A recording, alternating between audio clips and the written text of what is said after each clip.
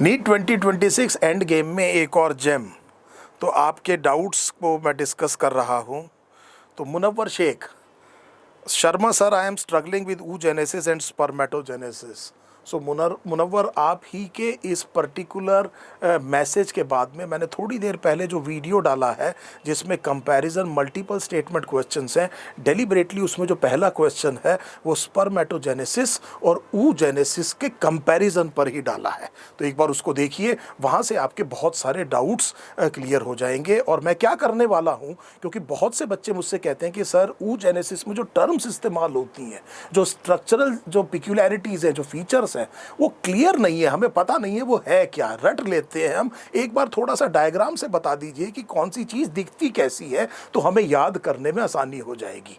तो मैं आपका डाउट तो उधर कर चुका हूं मुनव्वर, लेकिन यहाँ पर इस अपॉर्चुनिटी को इस्तेमाल कर रहा हूं इस पर्टिकुलर डायग्राम से कुछ टर्म्स को क्लैरिफाई करने के लिए। और इसके बाद भी अगर बाद में ज़रूरत होगी तो एक बार दोबारा से स्पर्मेटोजेनेसिस और oogenesis के खुद के कंपैरिजन पे एक बार और पिक्टोरियल कंपैरिजन कर लेंगे।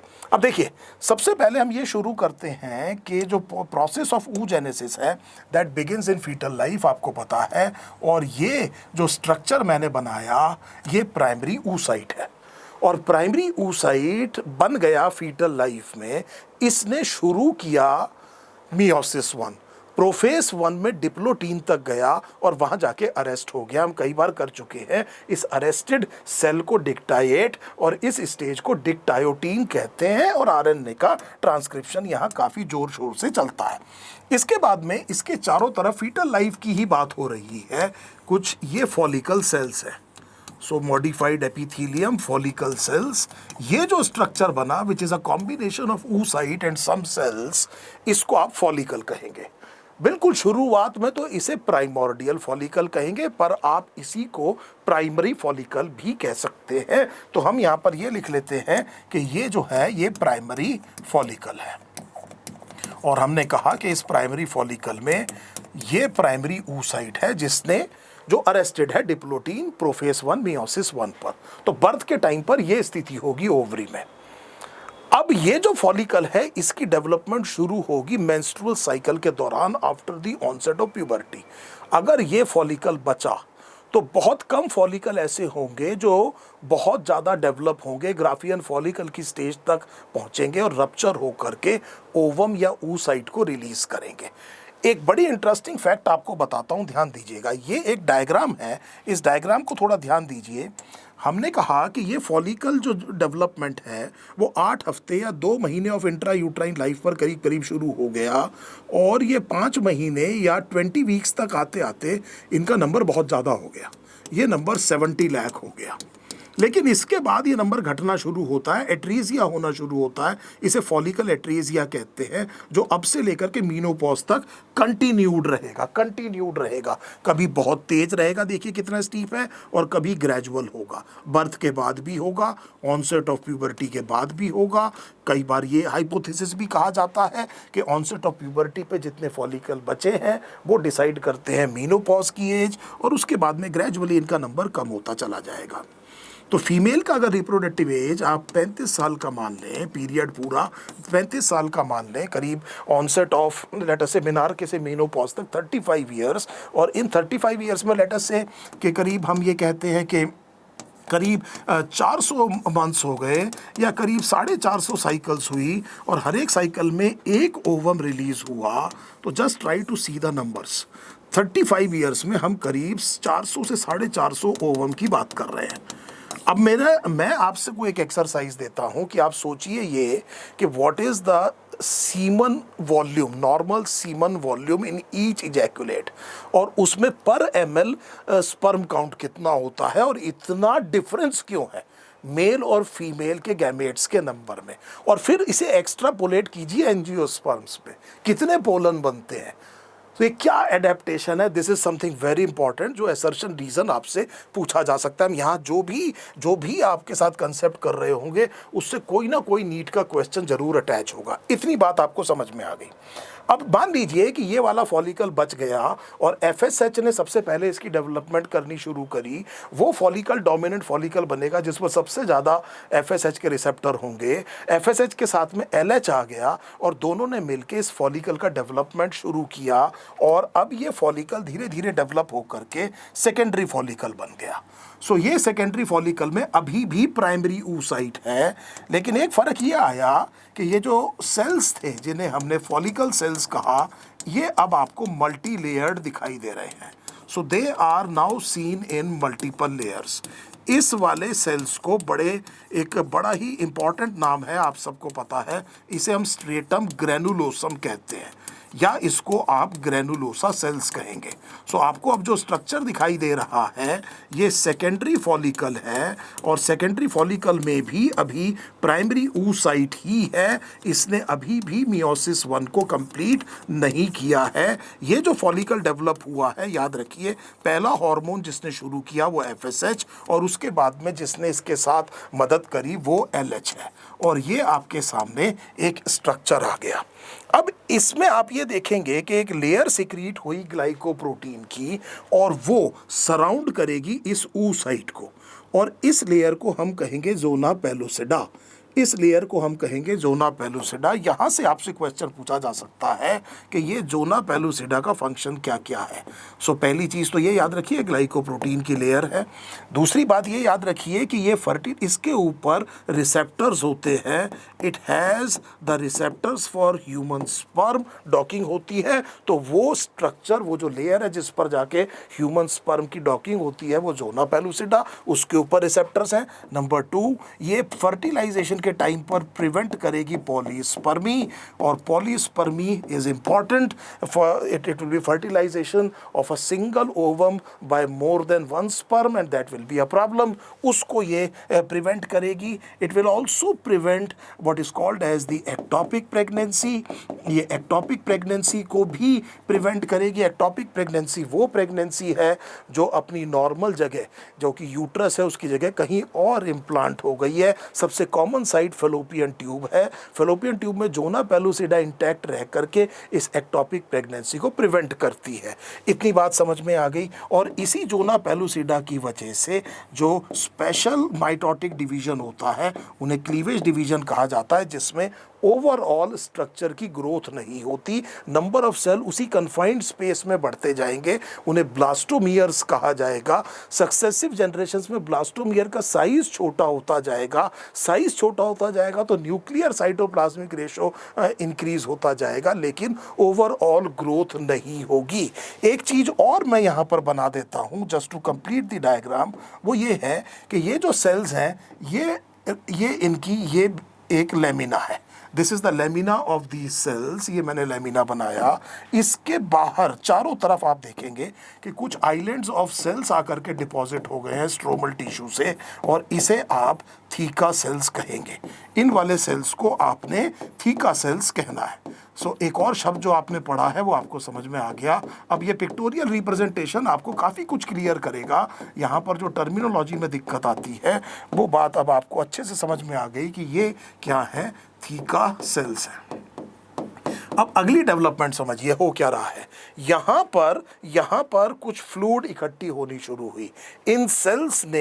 इन सेल्स ने कुछ फ्लूइड इकट्ठी करी और वो फ्लूइड इसी जगह इकट्ठी हुई। उसका रिजल्ट ये होगा कि कुछ सेल्स और ये जो सस्पेंडेड oocyte है एक पोल पे चला जाएगा, बाकी सेल्स ऐसे पेरीफ्री में रिम पर आ जाएंगे और बीच में एक फ्लूइड फिल्ड कैविटी इकट्ठी हो जाएगी और अब उस स्ट्रक्चर को टर्शरी फॉलिकल कहा जाएगा। टर्शरी फॉलिकल को वेसिकुलर फॉलिकल भी कह सकते हैं, क्योंकि वेसिकल एक फ्लूइड फिल्ड कैविटी को ही कहते हैं जो क्योंकि बाउंड है किसी चीज़ से। और इसके अलावा आप उसे एंट्रल फॉलिकल भी कह सकते हैं, क्योंकि उसमें जो वो कैविटी है उसे एंट्रम कहते हैं, उसमें जो फ्लूइड है उसे एंट्रल फ्लूइड कहते हैं। और उस एंट्रल फ्लूइड में इन सेल्स के द्वारा सिक्रीटेड एक हार्मोन अब आपको दिखाई दे रहा है, वो हार्मोन है ईस्ट्रोजन।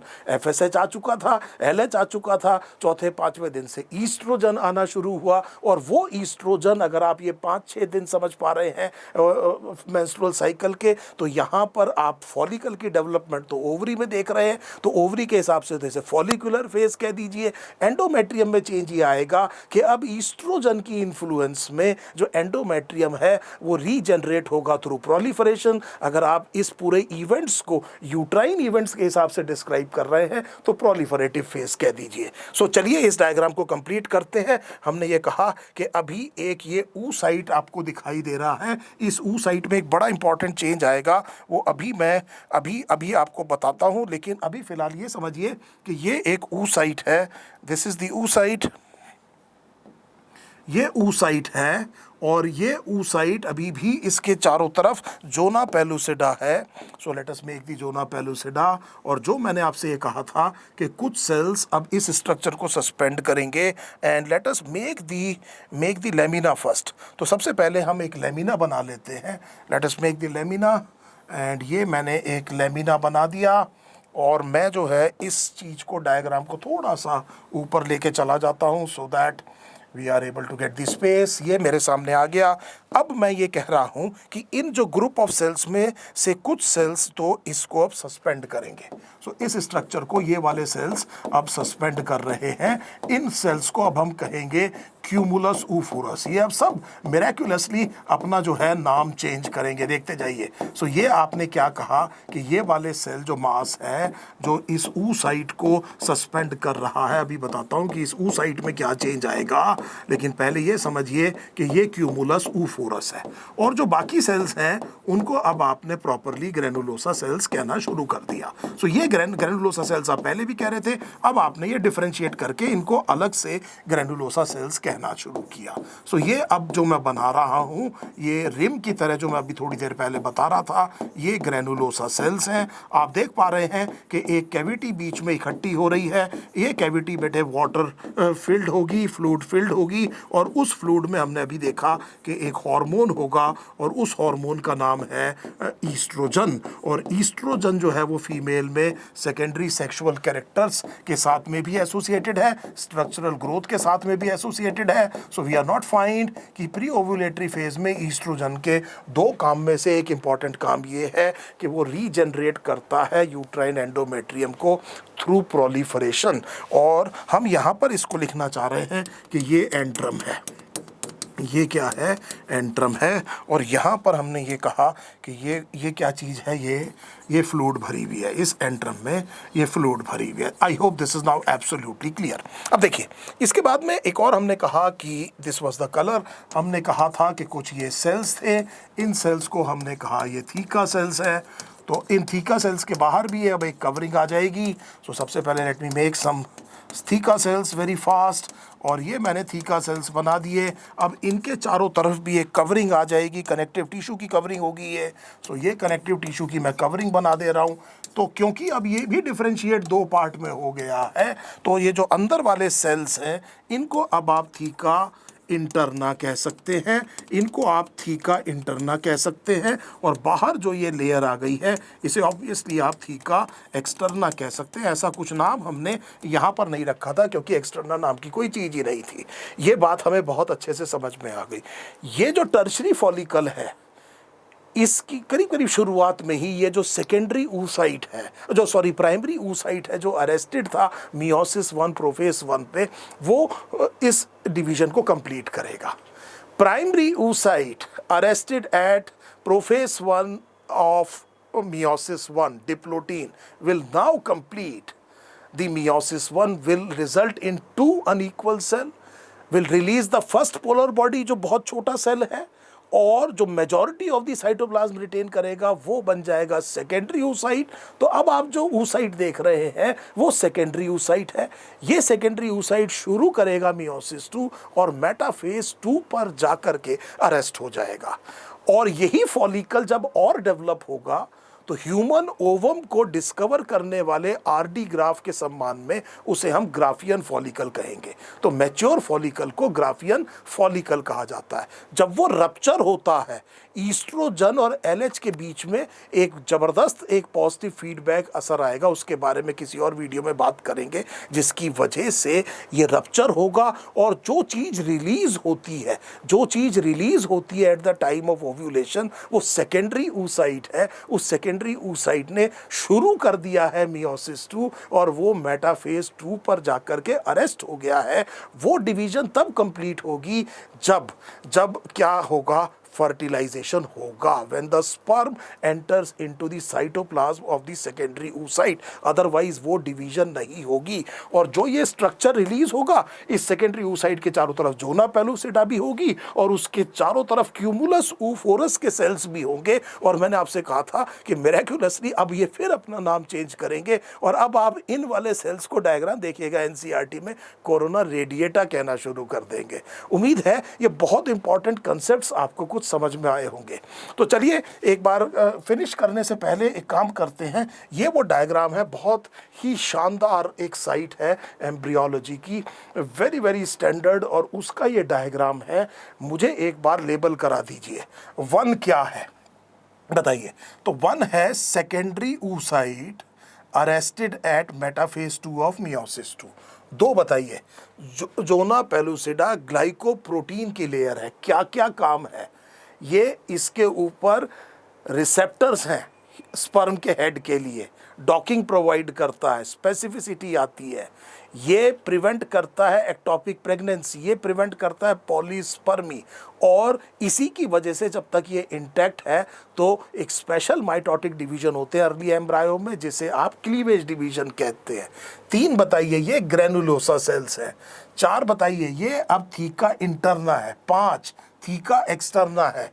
6 वो एंट्रम है जो कैविटी कह रहे हैं, इसके अंदर जो फ्लूइड है उसे एंट्रल फ्लूइड। और मैंने आपको बताया 5वें छठे दिन से, चौथे 5वें छठे दिन से ईस्ट्रोजन दिखना शुरू होगा। 7th में आपने ये कहा ये क्यूमुलस oophorus है, यही जब रिलीज हो जाएंगे तो कोरोना रेडिएटा बनेगा।